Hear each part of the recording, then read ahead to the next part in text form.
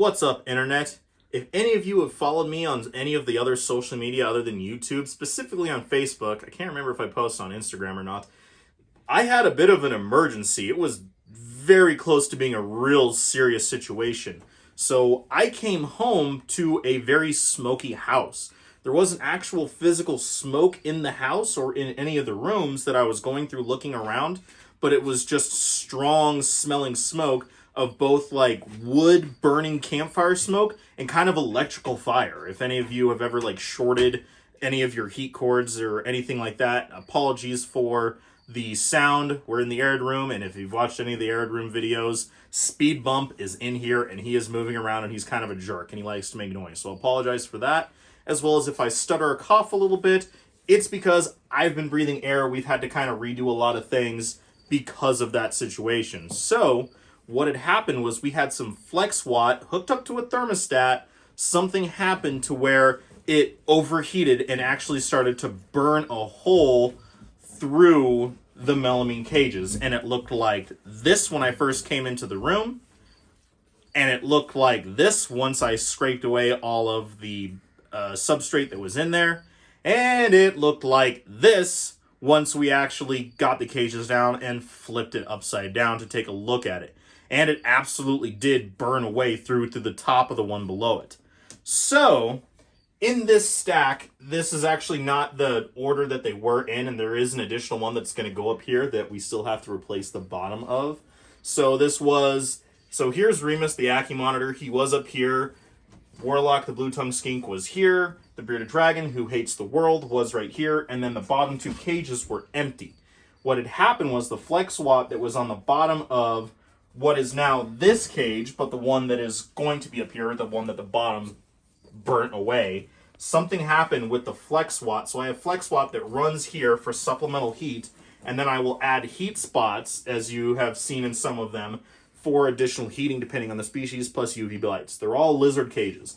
Otherwise, the ambient temps in the room for the snake species is enough. So, little extra. That's what I was doing with the flex watt. So even though there was hooked up to thermostats, which here is one of them right here, if you can see that. Even though they're hooked up to thermostats, way under the amount of wattage that they're rated for, something happened where either the thermostat stopped working, it arced, it wasn't a wire because I check them fairly regularly, at least once a year, sometimes twice a year. We go through, clean out all the cages, move them around, clean up the cobwebs and stuff behind them. And there weren't any wires loose.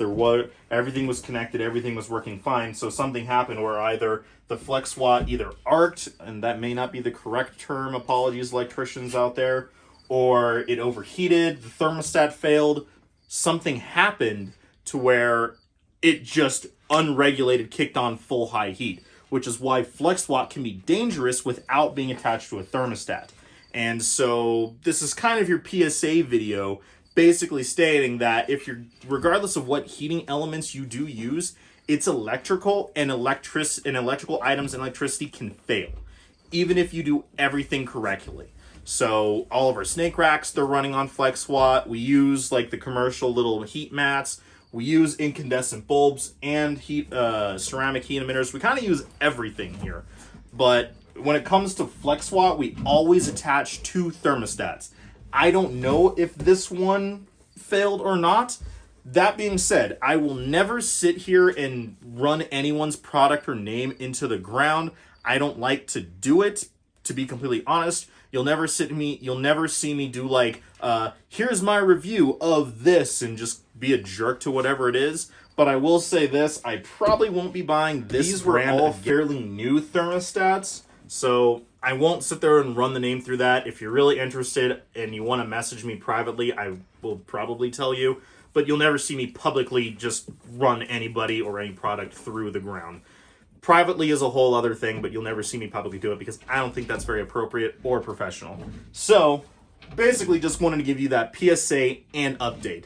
Just remember, even if you're doing everything correctly when it comes to heating your reptile, whatever enclosure you're doing, whatever type of device or method you're using, make sure you do double check it because accidents happen. And this could have been very serious, and it could have been an absolute tragedy.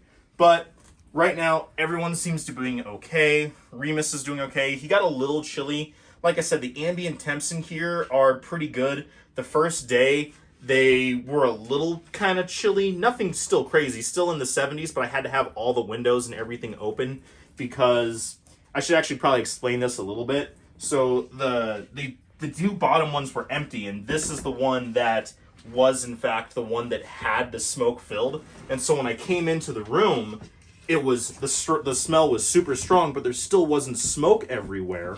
But when I went to look, the cage that was here was the only kind of black cage. The rest were all this white color. And it was solid glass, and there isn't as much ventilation in that one as all of the rest of these. And I looked at the glass, and it was just black and opaque. And I went, oh no.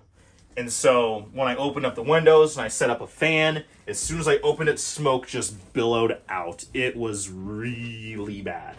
Luckily, no animals were in there. They're all doing okay.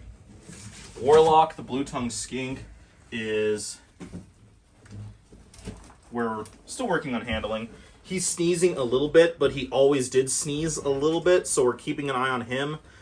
He's the only one that I have noticed, and it's now been almost a week since it happened. He's then the only one that I've heard or witnessed anything a little off, but like I said, he's always kind of sneezed. So keeping an eye on his health. Everybody else seems to be doing okay in the room, including the house hippos. So again, little P.S.A, just make sure you check your equipment. It's part of standard husbandry, and I know a lot of people, myself included, can kind of forget about it, but make it part of your routine. Obviously not like a daily thing, but, you know, doing regular temps with a temp gun or even a couple brands of temp guns. I have 2 different ones that the readings are almost always the same or within a degree or 2 between these 2, but I will check all of them every day if there isn't a readable thermostat, or at least very regularly. We actually have to keep logs or, you know, kind of consistent things to be properly regulated here as a professional breeder where we're at. So we're already doing that even though we're not actually registered yet. So good practices, right? So just, you know, keep an eye on it. Super glad that this was not as bad as it absolutely could have been. We'll keep you updated on Warlock and all the other things. And as well as it gave us kind of a good excuse to revamp some of the cages like Remus is here. And I'll actually do a whole video about it right after this of his little enclosure and how we have it set up. So, hope you enjoyed the video. Hope you took away something positive from this not so great subject. And hope you're having a great day. Please check out our podcast, Keep Calm, It's Just a Snake podcast on YouTube for the video, as well as most of your main podcast outlets, Spotify, SoundCloud, iTunes, Google, all that jazz. Our Patreon, Instagram, Facebook, all of that. Hope you're having a great day, and we'll check you next time.